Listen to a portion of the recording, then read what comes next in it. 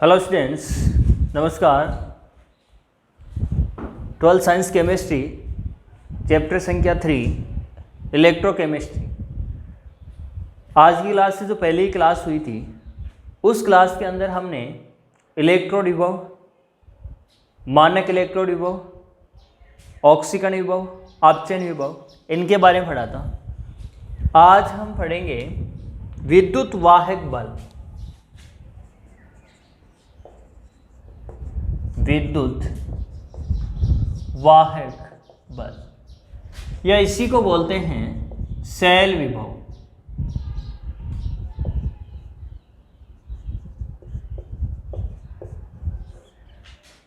विद्युत वाहक बल या सेल विभव।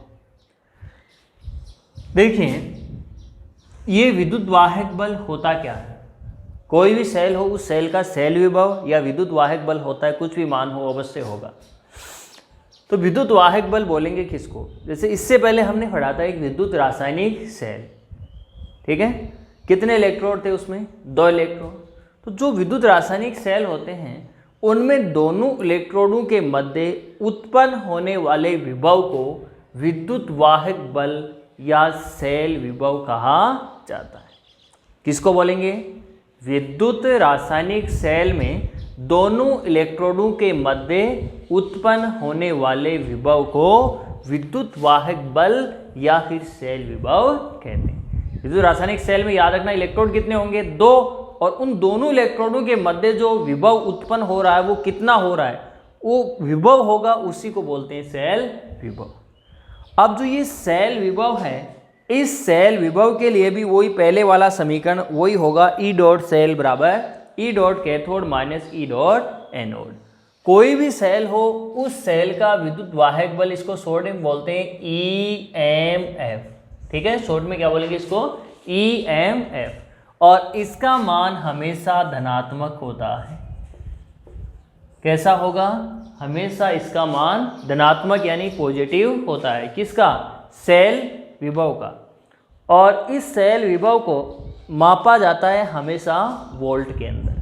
जैसे मानक हाइड्रोजन इलेक्ट्रोड है, इसका सेल विभव होता है 0.0, तो इसको मापेंगे किसमें? वोल्ट में। इसके आगे हम संकेत लगा देते हैं वोल्ट।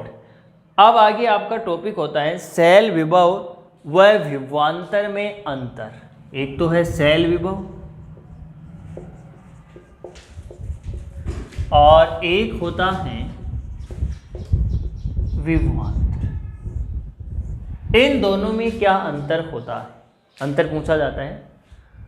अब सेल विभव हमेशा मापा जाता है खुले परिपथ का, इसमें तो परिपथ होता है हमेशा खुला, और विभवांतर होता है हमेशा बंद परिपथ का। ये बात याद रखना, परिभाषा इन्हीं के ऊपर है। जब परिपथ खुला होता है या जब परिपथ खुला हो तो दोनों इलेक्ट्रोडों के मध्य उत्पन्न होने वाले विभव को सेल विभव कहते हैं। इसमें उल्टा हो जाएगा, जब परिपथ क्या हो? बंद हो, तो वही दोनों इलेक्ट्रोडों के मध्य उत्पन्न होने वाले विभव को विभवांतर कहा जाता है। हो गई होगी बात क्लियर? सेल विभव क्या होगा?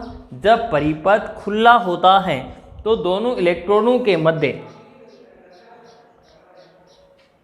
उत्पन्न होने वाला जो भी विभवांतर है उसी को हम बोलेंगे सेल विभव। यानी इसमें हमेशा परिपथ कैसा होना चाहिए? खुला होना चाहिए।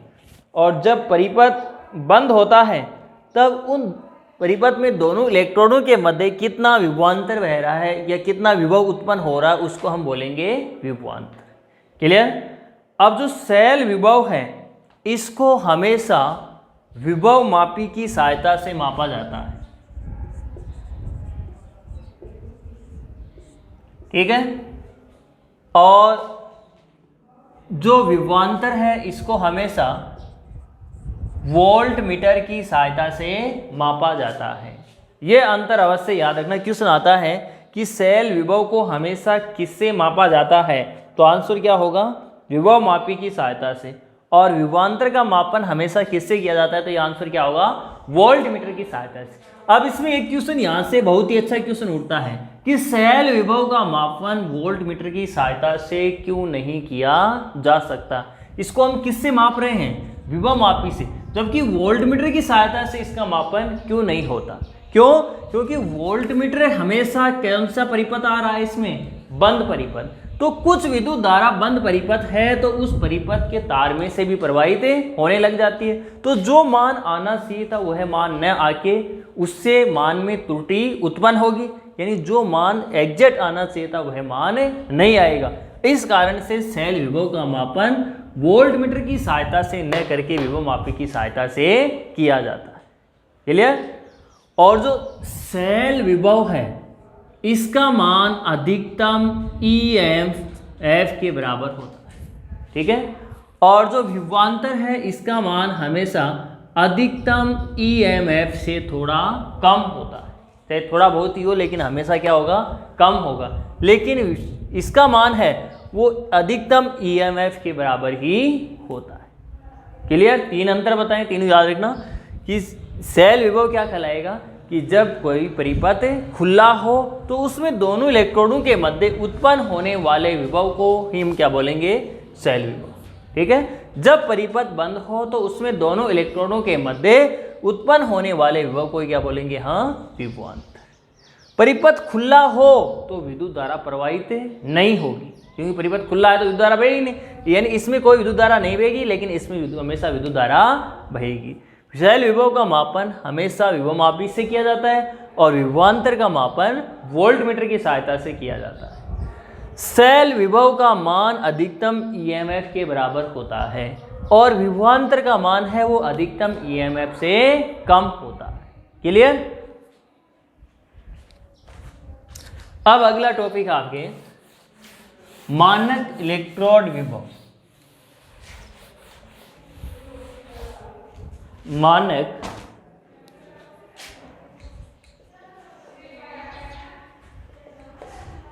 इलेक्ट्रोड विभव।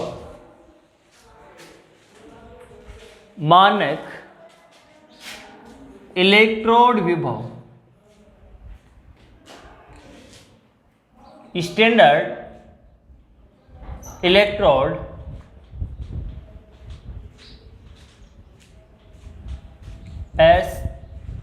मानक इलेक्ट्रोड विभव तो पढ़ लिया अपन ने। मानक हाइड्रोजन इलेक्ट्रोड पढ़ते हैं। मानक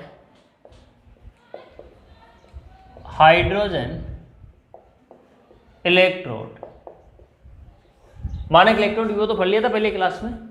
आज है मानक हाइड्रोजन इलेक्ट्रोड,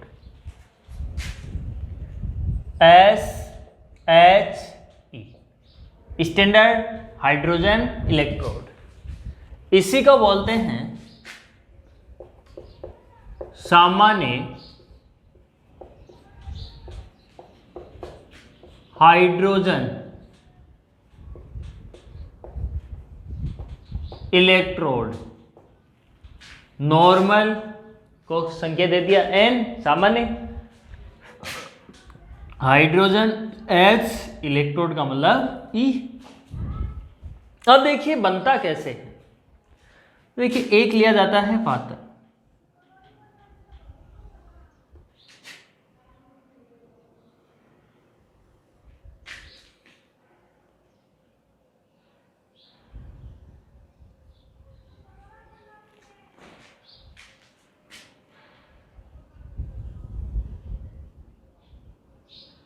एक होती है कांच की नली। इसमें यहाँ पे छिद्र होता है जिसमें से H2 गैस प्रवाहित की जाती है और वो होती है एक वायुमंडलीय दाब के ऊपर, 1 एटमॉस्फेयर। इसका हो गया एक वायुमंडलीय दाब। अब इसी के अंदर होता है एक तार,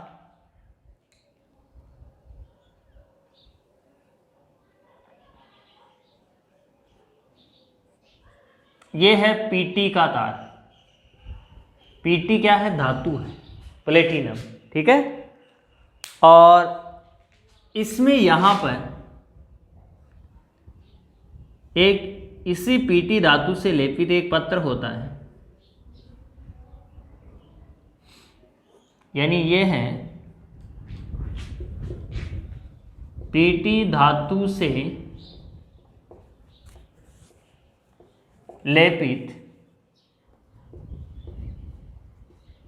प्लेटिनम का पत्थर, ठीक है। यानी इसके ऊपर कौन सी धातु लेपी गई है? प्लेटिनम, इस कारण इसको बोल दिया प्लेटिनम का पत्थर। अब इसी के अंदर एक विलयन भरा हुआ होता है, वो विलयन होता है HCl का। किसका होता है? हाइड्रोक्लोरिक अम्ल का, और उसकी सांद्रता होती है 1m, 1 मोल। और यह विलयन यहाँ पे विद्युत अपघट्य का कार्य करता है। इसी के अंदर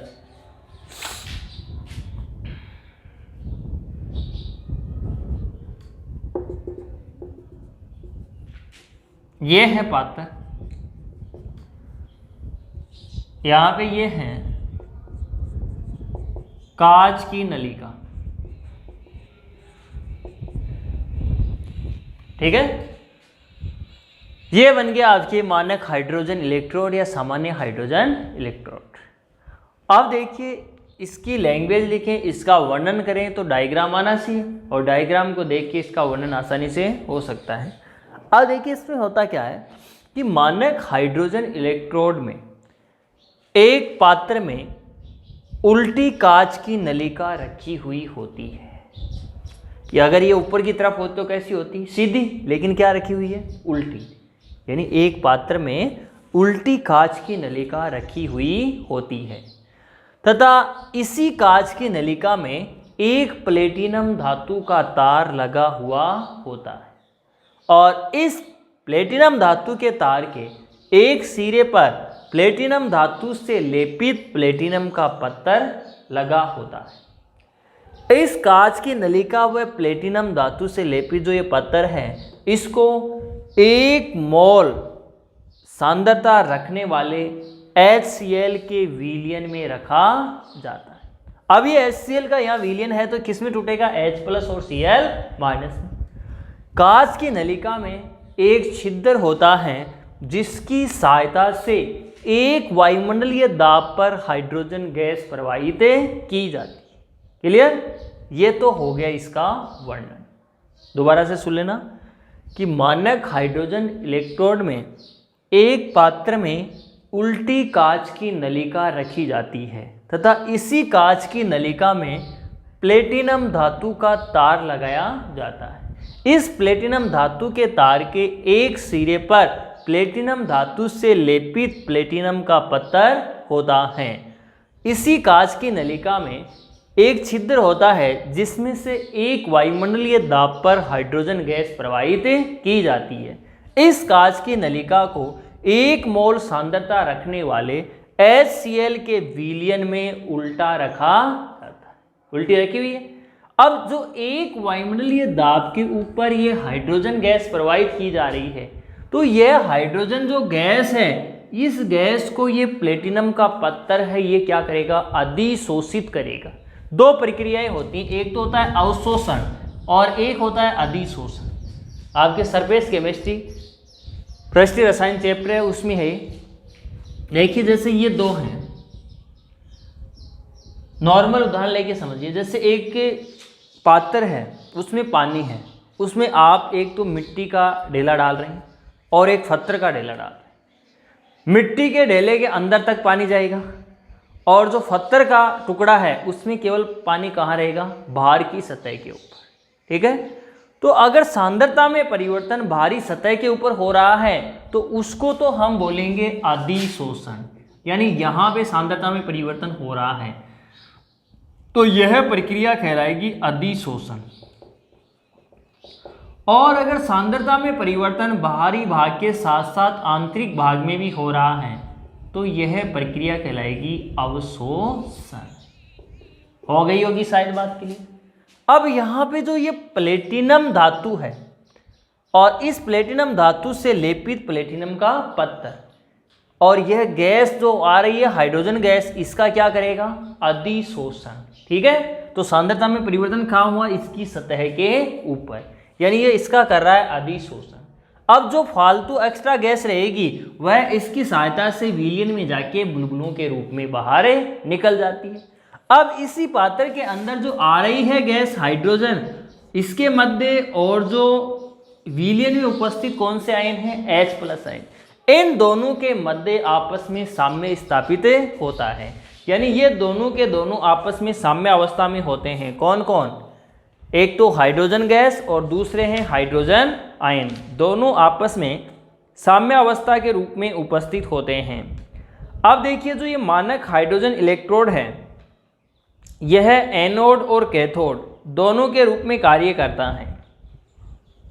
एक बार एनोड के रूप में कार्य करेगा और एक बार कैथोड के रूप में। तो एनोड के रूप में जब कार्य करता है तो इसमें कौन सी अभिक्रिया संपन्न होगी और कैसा सेल आरेख बनेगा, और जब ये कैथोड के रूप में कार्य करता है तो कौन सी अभिक्रिया होगी और इसमें क्या सेल आरेख बनेगा। तो देखिए पहले जब मानक इलेक्ट्रोड एनोड के रूप में कार्य करता है, अब देखिए इसमें मानक हाइड्रोजन इलेक्ट्रोड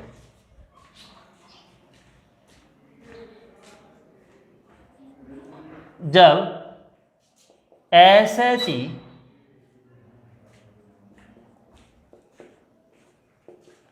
एनोड के रूप में कार्य करता है तो सेल अभिक्रिया व सेल आरेख, ठीक है। अब के एनोड के ऊपर हमेशा क्या होता है, ऑक्सीकरण, ठीक है। ऑक्सीकरण होगा तो इलेक्ट्रॉन निकलेंगे या जुड़ेंगे। इलेक्ट्रॉन ऑक्सीकरण में हमेशा इलेक्ट्रॉनों का क्या होता है, त्याग होता है, यानी इलेक्ट्रॉन बाहर निकलते हैं। और कैथोड अभिक्रिया में हमेशा होता है अपचयन और उसमें इलेक्ट्रॉन हमेशा ग्रहण किए जाते हैं, यही होता है। तो इसमें देखिए जैसे H2 अभिक्रिया उत्क्रमण होती है और ये बदलता है H+ में। अब H+ में कब बदलेगा, 1+ चार्ज आया, इसका मतलब कितने इलेक्ट्रॉनों का त्याग करेगा, 1 इलेक्ट्रॉन का। तो ये हो जाएगा प्लस इलेक्ट्रॉन। मैंने बताया था डेनियल सेल में कि इधर चाहे माइनस करके लिखो चाहे इधर प्लस करके लिखो। अब इसको संतुलित करते हैं तो मैं यहाँ पे कर रहा हूँ 1/2, तो 2 से 2 कैंसिल, कितना हाइड्रोजन बचा 1 और इधर भी कितना है 1। क्लियर। अब इसका सेल आरेख देखिए, ये तो हो गई सेल अभिक्रिया।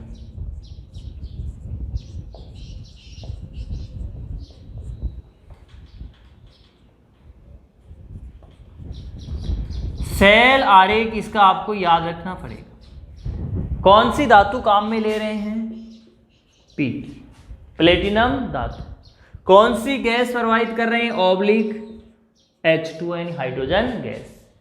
कितने दाब के ऊपर, 1 वायुमंडलीय, तो 1 ATM लिख, ठीक है। फिर ऑब्लिक कौन सा आयन है, H+, और H+ आयन है ये किस में, जलीय अवस्था में। तो जलीय अवस्था को हम क्या बोल देंगे, AQ बोल दो, एक्वस। लेकिन यहाँ पे AQ तो लिख देंगे यहाँ अभिक्रिया, यानी ये AQ और ये क्या है, गैस।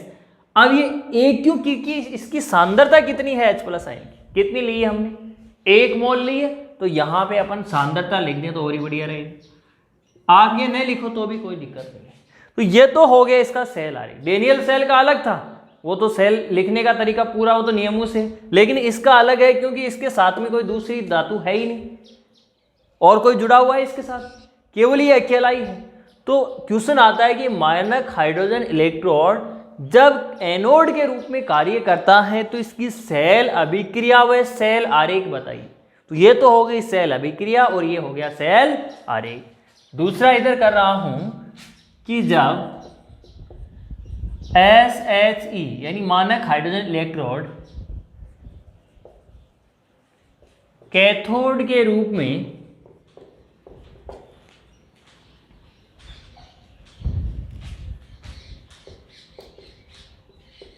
कार्य करता है तो सेल अभिक्रिया व सेल आरेख।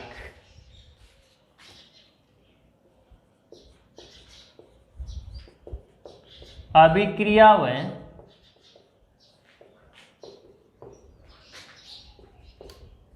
सेल आरेख। ठीक है, अब देखिए सेल अभिक्रिया तो क्या होगी, एक को याद रखिए, दूसरे को उल्टा करना है, कुछ नहीं। यहां पे सेल अभिक्रिया थी कि इसमें इलेक्ट्रॉनों का त्याग, और ये कैथोड है तो इलेक्ट्रॉन क्या करेगा, ग्रहण करेगा, यानी यहां इसकी उल्टी होगी, यानी ये हो जाएगा H+ जलीय माध्यम, क्या करेगा, एक इलेक्ट्रॉन ग्रहण और किसी बदल जाएगा हाफ H2, और H2 क्या है, गैस। बोलो उल्टी हुई है ना। अब यहां पे इसका सेल आरेख, अभिक्रिया उल्टी तो आरेख भी क्या होगा, उल्टा होगा। तो देखिए सेल आरेख,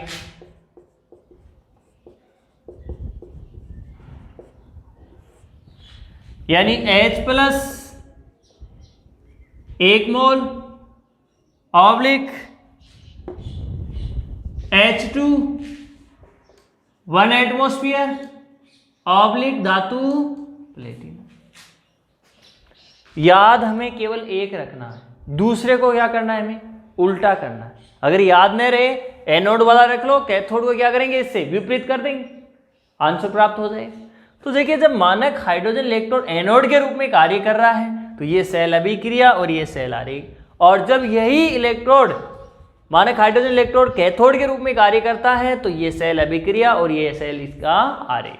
तो हम बोल सकते हैं कि जो मानक हाइड्रोजन इलेक्ट्रोड है ये एनोड व कैथोड दोनों के रूप में कार्य करता है। आगे बात समझिए, एनोड के रूप में भी कार्य करता है और कैथोड के रूप में। अब अगर किसी सेल का हमें सेल विभव ज्ञात करना हो तो उस सेल को हम किसके साथ जोड़ देंगे, मानक हाइड्रोजन इलेक्ट्रोड के साथ। क्यों जोड़ देंगे, क्योंकि मानक हाइड्रोजन इलेक्ट्रोड है SHE, इसका जो सेल विभव यानी E डॉट सेल का मान होता है वो होता है 0.00 वोल्ट। तो किसी के साथ जोड़ने से इसका कोई प्रभाव नहीं पड़ता, लेकिन परिपथ क्या हो जाता है, पूर्ण हो जाता है।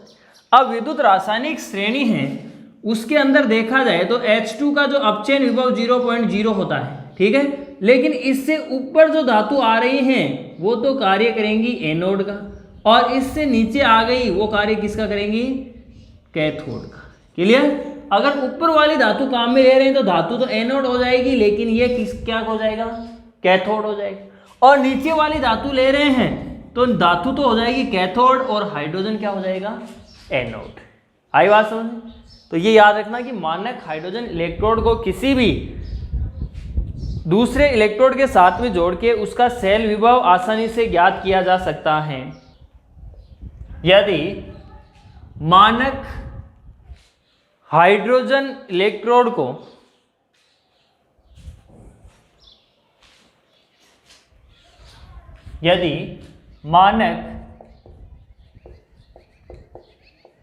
हाइड्रोजन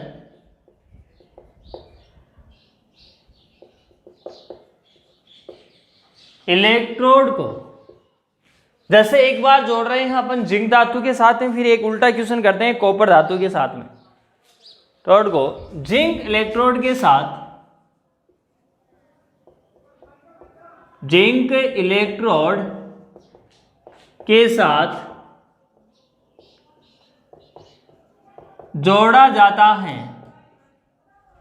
जिंक इलेक्ट्रोड के साथ जोड़ा जाता है तो सेल आरेख व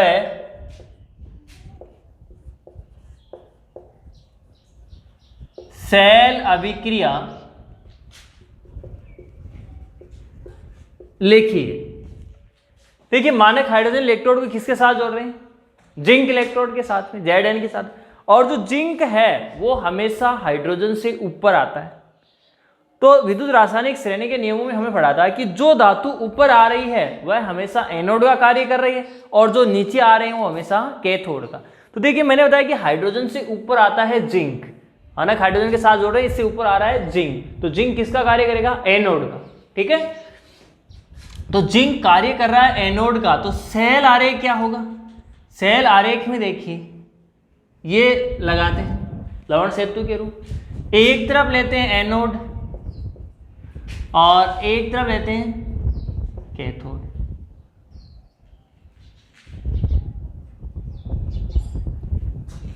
ठीक है, अब जैसे एनोड के रूप में कार्य कौन कर रहा है? यहां पे जिंक, विद्युत रासायनिक श्रेणी याद रखनी पड़ेगी, जिंक कार्य कर रहा है, तो इसको लिखेंगे Zn ऑब्लिक और इसके साथ में लिखते हैं Zn+2। याद रखना लवण सेतु के साथ में हमेशा आयनिक अवस्था लिखी जाती है धातु की। क्लियर? अब जो मानक हाइड्रोजन इलेक्ट्रोड किसका कार्य करेगा? यहां मानक हाइड्रोजन इलेक्ट्रोड ये किसका कार्य करेगा? कैथोड का। तो इसका कैथोड वाला सेल आलेख क्या लिखा था हमने? कुछ याद है? एनोड वाला याद रख लो, एनोड वाला हमने लिखा था Pt, H2 1 एटमोस्फियर और H+1m, ये लिखा था। ये था एक एनोड का, तो कैथोड का इससे उल्टा। ठीक है, तो इधर तो क्या हो जाएगा? H+, ये 1 है। ठीक है, इसको लिखो चाहे मत लिखो। फिर H2 1 एटमोस्फियर और उसके बाद में ये प्लेटिनम। आगे बात समझ? यानी इसको हमें किसी भी इलेक्ट्रोड के साथ में जोड़ के और सेल आरेख पूछे तो हम आसानी से बता सकते हैं। तो ये तो हो गया इस सेल का सेल आरेख। क्लियर? अब सेल अभिक्रिया,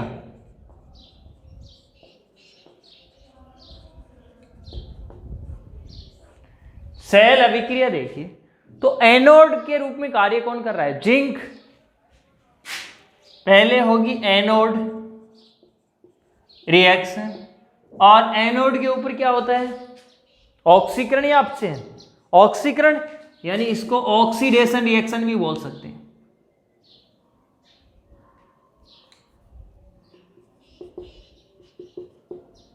ऑक्सीडेशन रिएक्शन शॉर्ट में लिखना चाहो तो ये, या ऑक्सीकरण अभिक्रिया। ठीक है, तो ऑक्सीकरण में इलेक्ट्रॉन त्यागे जाते हैं या ग्रहण किए जाते हैं? त्यागे जाते हैं ऑक्सीकरण में। देखिए Zn है, ये किससे बदलेगा? Zn+2 में। कब बदलेगा? जब ये दो इलेक्ट्रॉनों का त्याग करेगा। इसको हम यूं भी लिख सकते हैं Zn-2 इलेक्ट्रॉन और Zn+2 लिख सकते हैं या नहीं? अब ये तो हो गई एनोड अभिक्रिया। आगे समझ, कैथोड अभिक्रिया, कैथोड रिएक्शन, और कैथोड के ऊपर क्या होता है? अपचयन, यानी रिडक्शन अभिक्रिया।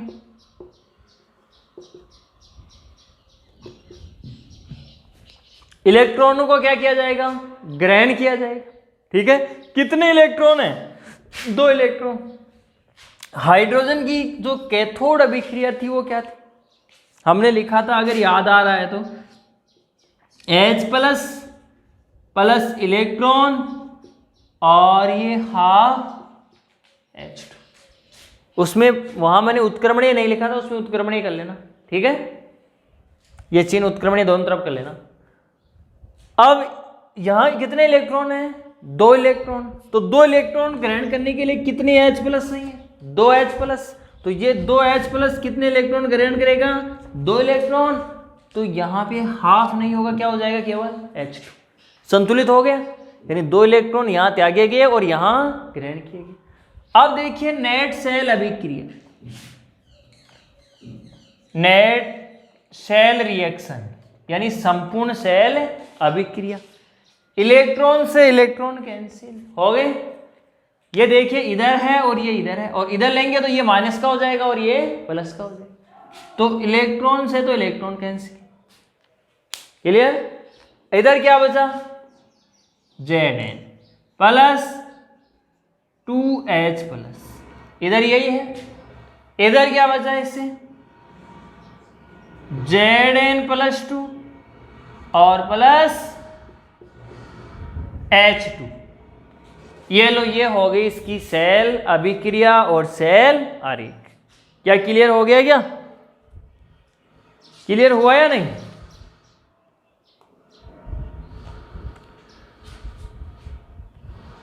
अब देखिए इसी का उल्टा कर रहा हूं, इसी का। यदि मानक हाइड्रोजन इलेक्ट्रोड को कॉपर इलेक्ट्रोड के साथ, या लिख सकते हैं कॉपर धातु के साथ लिख दो, ठीक है, कॉपर इलेक्ट्रोड लिख दो, चाहे कॉपर धातु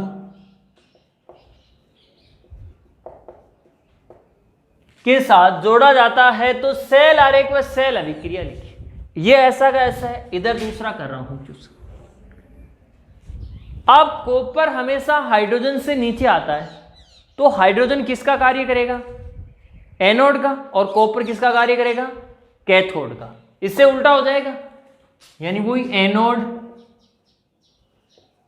और एक तरफ कैथोड। ये आ गया लवण सेतु। अब कॉपर कर रहा है कार्य कैथोड का, ठीक है, तो कॉपर आयनिक अवस्था में क्या होगा? Cu+2। तो लवण सेतु के पास में तो हो जाएगा Cu+2 और ऑब्लिक C। ये तो हो गया कैथोड। अब हाइड्रोजन किसका कार्य करेगा? एनोड का। तो एनोड के रूप में जो सेल अभिक्रिया थी, वो अभिक्रिया के द्वारा फिर हम आरेख लिखेंगे, तो क्या यही होगा या इससे उल्टा होगा? उल्टा होगा। वो याद रखना। तो क्या हो जाएगा? क्योंकि प्लेटिनम के साथ ऑब्लिक H2 1 एटमोस्फियर और ऑब्लिक H+ और ये थी 1, यही था। तो ये तो हो गया क्या? सेल आरेख। आई बात समझ? अब सेल अभिक्रिया, तो सेल अभिक्रिया में वही एनोड रिएक्शन, और एनोड के ऊपर हमेशा क्या होता है? ऑक्सीकरण। तो इसे ऑक्सीकरण अभिक्रिया ही बोल सकते हैं। अब एनोड कौन है यहां? मानक हाइड्रोजन इलेक्ट्रोड। ये एनोड का कार्य कर रहा है, और कैथोड का कौन कर रहा है? कॉपर। तो कॉपर को कितने इलेक्ट्रॉन चाहिए? 2, जबकि इधर है कितना? 1। इनको कितने, हमें कितने करने होंगे? 2 करने होंगे, 2 त्यागने होंगे। तो देखिए अभिक्रिया लिखेंगे तो क्या इससे उल्टी होगी? क्या इससे उल्टी होगी या नहीं? यानी ये हो जाएगा H2 और ये किससे बदलेगा? 2H+। कब बदलेगा? जब ये 2 इलेक्ट्रॉनों का त्याग करेगा। यही अभिक्रिया होगी। इससे उल्टी है, क्योंकि यहां ये क्या है? कैथोड, और यहां क्या आ रहा है? एनोड। और एनोड की अभिक्रिया अगर याद हो तो हमने एनोड की अभिक्रिया लिखी थी हाइड्रोजन की, H2 और ये H+ और प्लस इलेक्ट्रॉन, यही तो लिखी थी। अब यहाँ पे हम 2 क्यों लगा रहे हैं? क्योंकि हमें इलेक्ट्रॉन को क्या करना है? संतुलित करना है। पहले ही पता है कि यहाँ कितने हैं? 2 है। अब अगली अभिक्रिया देखिए, कैथोड रिएक्शन यानी रिडक्शन अभिक्रिया। अब कैथोड किसका है? कॉपर का। तो कैथोड में इलेक्ट्रॉन क्या किए जाएंगे? ग्रहण। कितने इलेक्ट्रॉन हैं? 2। तो कैथोड क्या है? Cu+2 और +2 इलेक्ट्रॉन। किससे बदल जाएगा? केवल Cn। अब वही नेट सेल रिएक्शन, बोलो इलेक्ट्रॉन से इलेक्ट्रॉन कैंसिल, ये लीजिए। अब नेट सेल अभिक्रिया क्या होगी? इधर तो क्या है?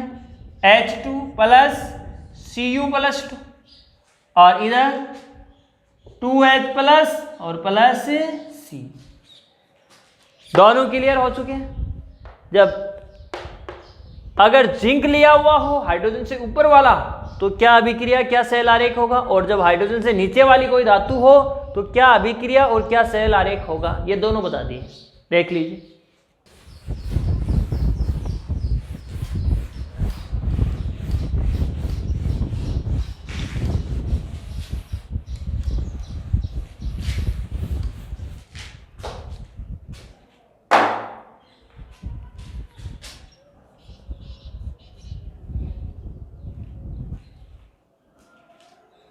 देखिए कोई भी धातु है और उस धातु को हम मानक हाइड्रोजन इलेक्ट्रोड के साथ जोड़ते हैं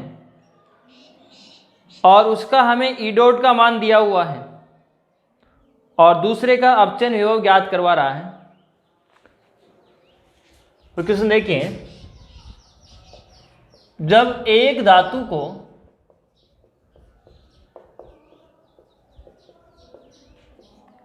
मानक हाइड्रोजन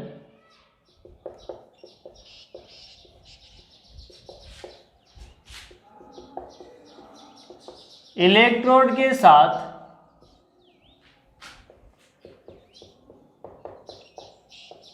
जोड़ा जाता है तो ई डॉट का मान 2.45 वोल्ट प्राप्त होता है। ठीक है, यदि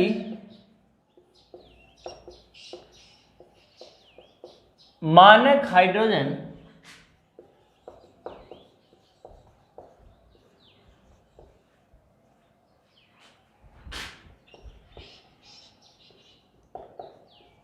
इलेक्ट्रोड कैथोड का कार्य करता है तो सेल का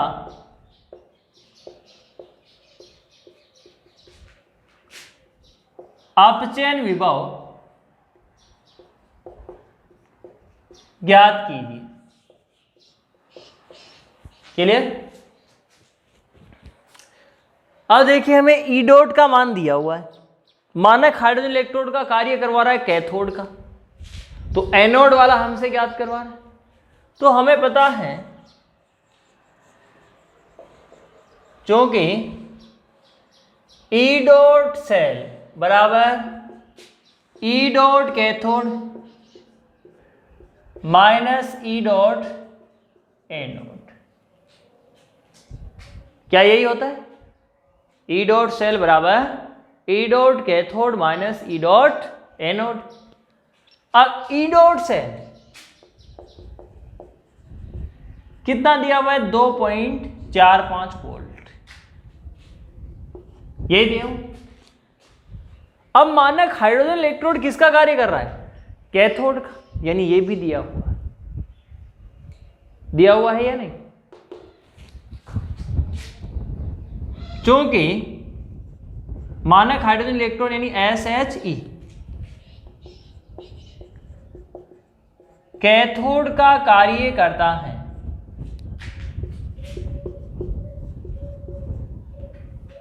तथा SHE का ई डॉट कितना होता है? 0.00 वोल्ट। हमें पता ही है, क्योंकि इसको दूसरे धातु के साथ क्यों जोड़ते हैं? क्योंकि इसका ई डॉट कितना होता है? 0.00 वोल्ट। यानी कहना चाहें तो इसको ई डॉट कैथोड भी हम लिख सकते हैं। तो ई डॉट जो कैथोड है इसका मान हो जाएगा ई डॉट, वैसे होता है ई डॉट ही है, लेकिन यहाँ कैथोड के रूप में कार्य करा तो हमने क्या लिख दिया? E dot cathode. E dot cell का मान है ही, और हमें क्या ज्ञात करना है? ई डॉट एनोड, ये हमें ज्ञात करना। ये हमें नहीं दिया हुआ, दो दिए हुए, तो लिख दीजिए इन समीकरण के अंदर पूरे में। इसका मान कितना है? 2.45 बराबर इसका 0.00 माइनस ई डॉट एनोड। इसको जीरो को किसी भी संख्या में से घटाओ चाहे जोड़ो, कोई प्रभाव नहीं पड़ेगा। तो कितना आया? 2.45 बराबर माइनस ई डॉट एनोड। और जब ई डॉट एनोड का माइनस चिन्ह उठाएंगे तो कितने लग जाएगा? इधर लग जाएगा, तो हो जाएगा ई डॉट एनोड बराबर माइनस 2.45 वोल्ट। क्लियर? अगर यहां पे ये दे देता कि जब मानक हाइड्रोजन इलेक्ट्रोड एनोड के रूप में कार्य करता है, ठीक है, तो यहां पे क्या करते? 0.00, और यहां पे ये हमें ज्ञात करना था, यहां पे ये मान लिखा जाता, यानी इसका मान जो ये है वही किसका होता? इसका होता है नहीं? लेकिन यहां पे ये प्लस का है और ये किसका आ गया, माइनस का। ये इतना फर्क पड़ा है इसके अंदर। तो हमेशा अगर एनोड या कैथोड ई डॉट दिया हुआ हो और दूसरे का हमसे ज्ञात करवा रहा है तो हम आसानी से इसको ज्ञात कर सकते हैं।